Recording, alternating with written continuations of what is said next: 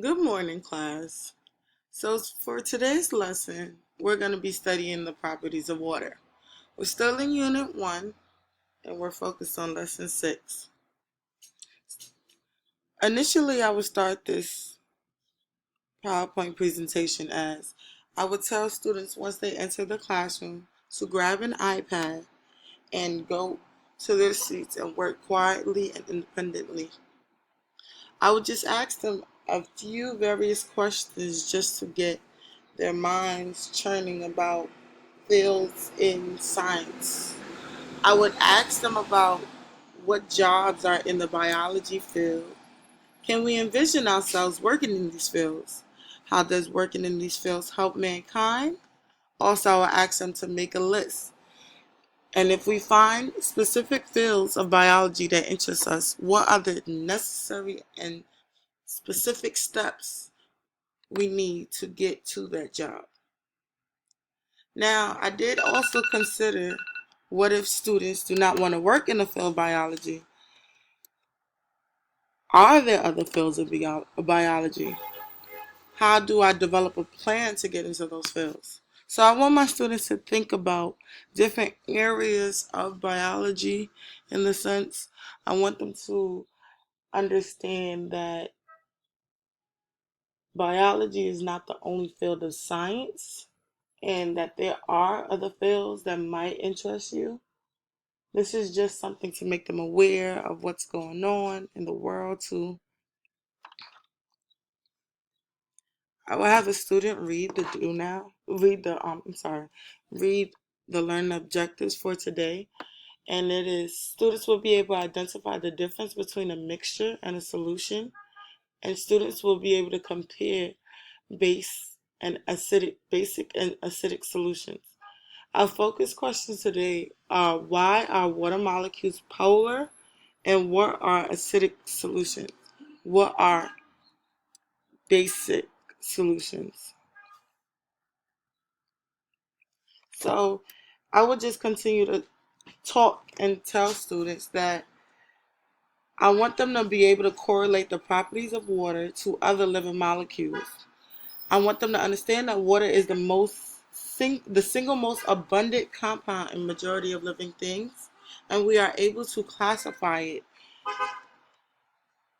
under we are able to classify it in the sense of learning what's the polarity of it, why we use it, why we understand the basic composition of it. I also want them to understand bases and acids in terms of pH solutions.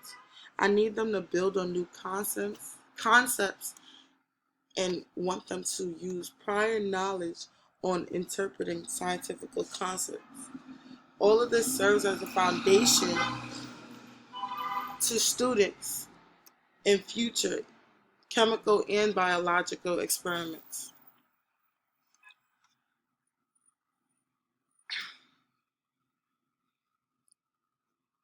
So I will give students terms and definitions as the mini lesson. Initially, I will read off these different terms: cohesion, adhesion, mixture, solution, solute, solvent, suspension, pH scale, acid, base, and buffer.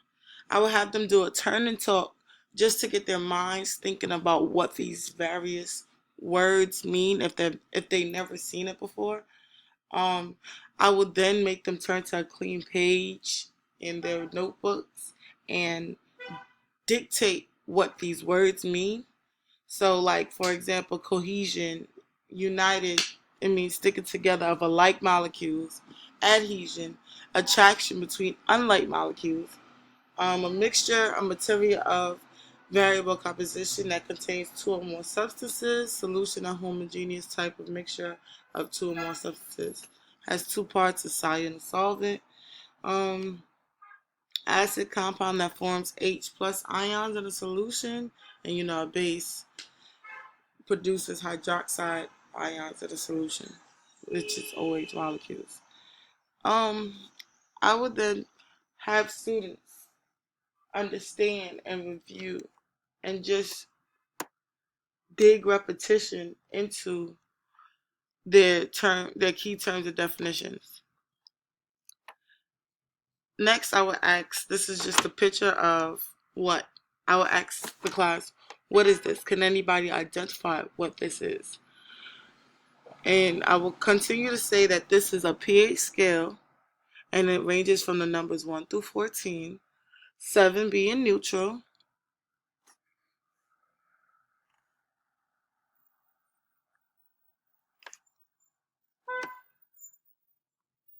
Next, I will dive into the mini lab. So this mini lab is just a good hands-on activity to get students engaged in bases and acids. I will have them I will have them work together at their desk, and the focus question is: are foods acidic or basic?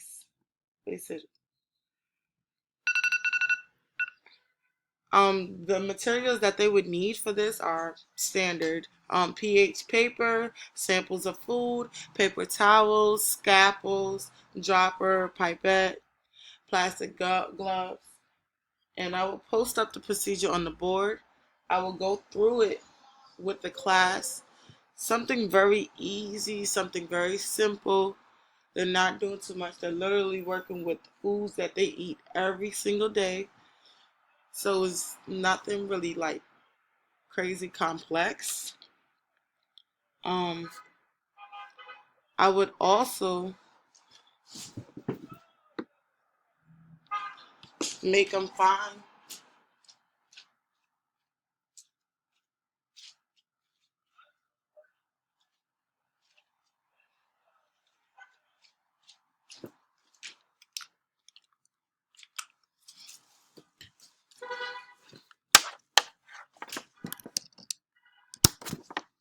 sorry, my computer was about to die. So I will also make them analyze these things and just interpret why things are bases, why they are acids, why they're considered in those two different categories. Um, they will still be working in groups, and I just want them to analyze the samples that they got. Determine if most samples were acidic or base. Um, were your predictions correct? I want them to compare and contrast their answers, and then also write a brief explanation of what an acid and a base is. Or they can even draw a scale to represent the definition. They can draw in the sense of drawing the specific household item of where it lands at on the pH scale. Stuff like that. Um, this is just exactly what I just said. This is just a guided practice. Um, Next, in terms of independent practice, I will want them to develop a graphic organizer. I want them to identify the major difference between a base and an acid.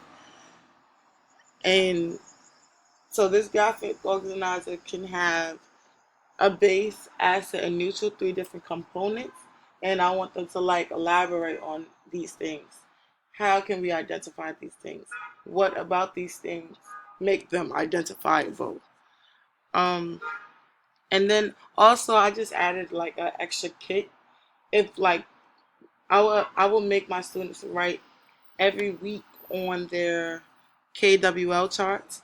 So basically, if any student finish early, they can add to their personal KWL charts. Just to build understanding, and just so they can always review that, even for like the test that's coming up, the unit test.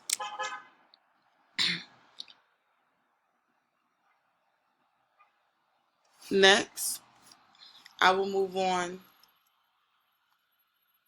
to their exit ticket. I will give them each all a sheet of paper to write on. I will literally make them understand what is a base, what is an acid, what's the polarity of water, what's the pH of water, what is a mixture, what is the major difference between cohesion and adhesion, These are just like the vital key points of this lesson. And if students can grasp what these were, then I will know what I did correctly in this